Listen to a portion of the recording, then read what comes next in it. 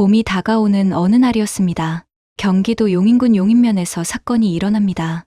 아이들이 동네 공터에서 탁구를 치고 있었습니다. 그런데 탁구공이 어느 집 창고 밑으로 굴러들어갔습니다. 기사에서는 창고를 광이라고 표현했습니다.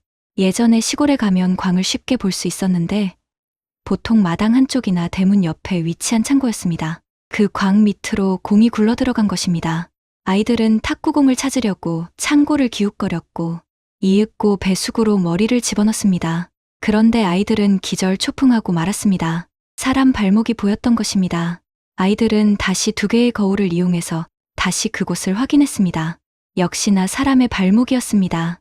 겁에 질린 아이들은 벌벌 떨며 아이들은 바로 경찰에 신고합니다. 경찰은 즉시 출동했습니다. 창고 문은 굳게 잠겨 있었습니다. 그래서 경찰은 문을 부수고 들어갑니다. 창고 안에는 시체 한 구가 있었습니다. 60대 여성이었고 죽은 지 한참 지나 보였습니다. 겨울이 갓 지났기에 부패가 급속도로 진행되고 있었습니다. 신원은 어렵지 않게 찾을 수 있었습니다. 사체의 신원은 그 집의 주인 63세의 한 씨였습니다. 경찰은 탐문 수사를 시작합니다. 이웃 이 씨는 한 씨가 강원도 절에 갔다고 딸에게 들었다고 증언합니다. 그때가 지난해 11월 하순이었습니다. 강원도 절에 갔다는 한 씨가 시체가 되어 집에서 나타난 것입니다. 유력한 용의자는 한 씨의 딸.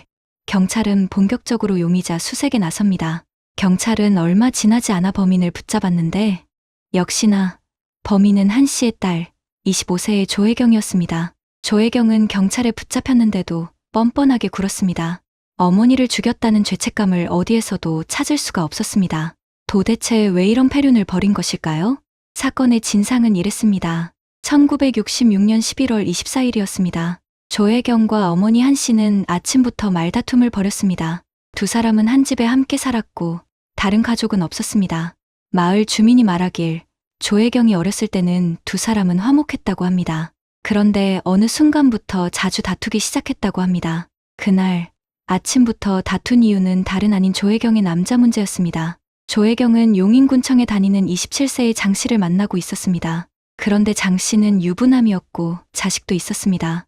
애지중지하며 키운 외동딸이 자식도 있는 유부남을 만나자 어머니 한 씨는 억장이 무너졌습니다. 그래서 그 문제로 딸에게 심한 말을 하며 흥분하기 시작합니다. 결국 사건이 터지고 맙니다. 딸과 싸우다 극도로 흥분한 한 씨는 식칼을 들며 끝장을 내자면서 소리를 질렀습니다. 놀란 조혜경은 어머니에게서 칼을 빼앗아 멀리 던져버립니다. 그러자 한 씨는 몽둥이로 조혜경을 때리기 시작했습니다. 조혜경이 뒤뜰까지 도망가자 한 씨는 쫓아갔는데 얼음에 발이 미끄러져 쓰러지면서 의식을 잃고 맙니다. 그런데 조혜경은 도망가지도 않고 어머니를 일으켜 세우지도 않았습니다. 조혜경은 다른 마음을 먹습니다. 그리고 인간이 하지 말아야 할 최악의 짓을 저지릅니다. 조혜경은 표정 하나 바꾸지 않고 의식을 잃은 어머니에게 달려들어 목을 졸라 살해합니다. 조혜경은 그런 짓을 벌이고도 흥분하거나 겁을 먹지 않았습니다. 차분하게 다음 행동을 합니다. 조혜경은 어머니를 창고로 옮기고 자물쇠로 문을 잠가버립니다. 어머니를 죽인 것도 패륜인데 조혜경의 다음 행동은 극악무도해서 끔찍하기까지 합니다.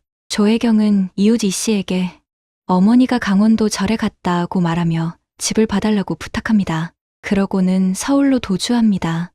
어머니를 살해하자 조혜경 안의 악마성은 자제력을 잃고 맙니다.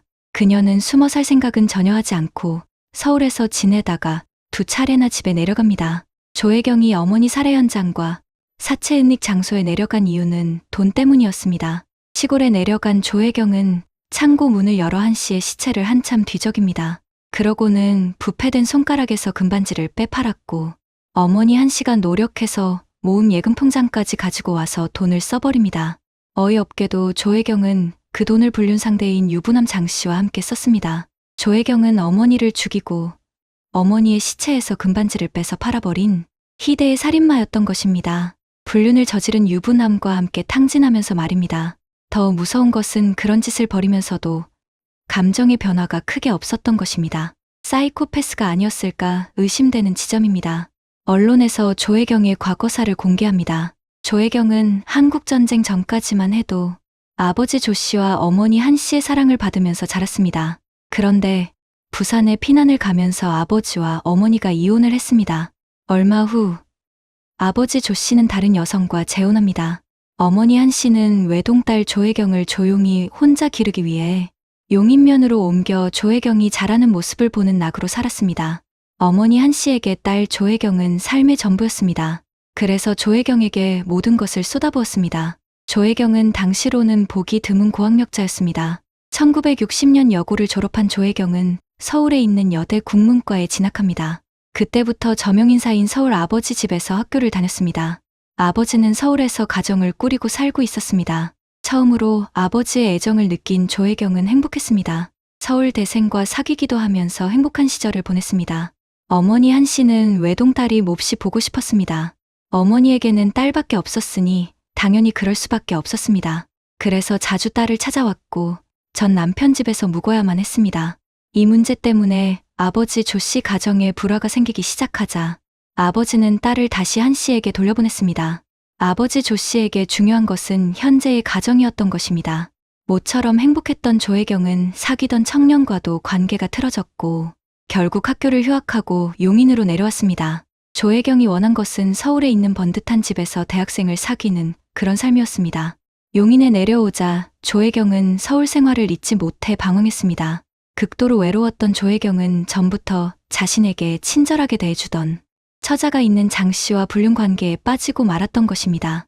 조혜경은 장 씨와 몇 달씩 여행을 다녔고 이 사실을 알게 된 어머니 한 씨와 조혜경의 갈등은 깊어갔습니다. 그런데 아무리 이 갈등이 심하다고 해서 딸이 어머니를 살해해도 되는 건가요?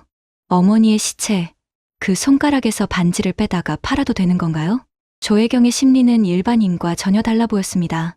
조혜경은 삶에서 오직 딸이 전부였던 어머니 한 씨를 불륜남 때문에 살해했고 죽인 것도 모자라 사체를 은닉하고 사체에서 금반지를 빼내다 팔았습니다. 그리고 그 돈을 불륜남과 함께 탕진했습니다. 이 잔인한 이야기는 결국 조혜경이 경찰에 붙잡혀서야 끝이 납니다. 조혜경은 1967년에 살인 및 시체유기 혐의로 사형을 구형받습니다. 사형이 집행되었는지는 알 수 있는 자료는 찾지 못했습니다. 하지만 당시에는 살인 한 건만 저질러도 사형이 집행되는 시기였기에 조혜경의 악행은 사형으로 막을 내렸을 가능성이 큽니다. 자식이 부모를 살해하는 악행은 요즘에도 일어나고 있습니다. 부모가 자식을 살해하는 악행도 마찬가지입니다. 아니, 부모 자식을 떠나서 어떻게 사람이 사람을 죽일 수 있는 것일까요? 이 악마들을 대체 어떻게 해야 할까요? 이런 사건은 더 이상 없었으면 합니다. 지금까지 사건의 재구성이었습니다.